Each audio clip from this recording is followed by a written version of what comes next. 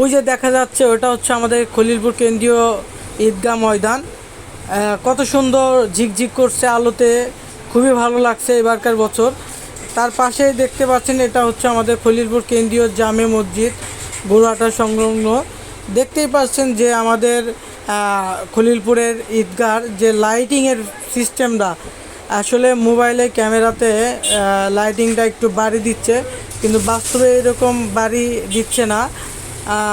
ভিডিওতে যেভাবে দেখা যাচ্ছে সামনে সামনে আরও সুন্দর লাগছে, খুবই ভালো লাগছে। এবারকার বছরে যুব সমাজের উদ্যোগে আমাদের খলিলপুর কেন্দ্রীয় ঈদগাহ ময়দানটা এত সুন্দরভাবে করা হয়েছে, আনন্দে মনটা ভরে যাচ্ছে। ছোটোবেলায় খুবই আনন্দ লাগতো যখন ঈদগাহ ময়দানে এবং মসজিদে লাইটিংয়ের ব্যবস্থা করা হতো, তখন আমাদের খুবই ভালো লাগতো যে মনে হচ্ছে যে ঈদ ঈদ।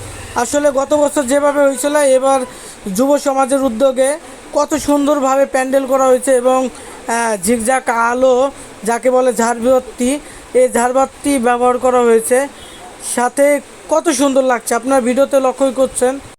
ধন্যবাদ জানাই খলিলপুরের যুব সমাজদের, যারা এত সুন্দর উদ্যোগ নিয়েছেন এবং কাজটি সম্পূর্ণভাবে সঠিকভাবে করেছেন, তাদেরকে অসংখ্য ধন্যবাদ এবং তাদের জন্য দোয়া রইল।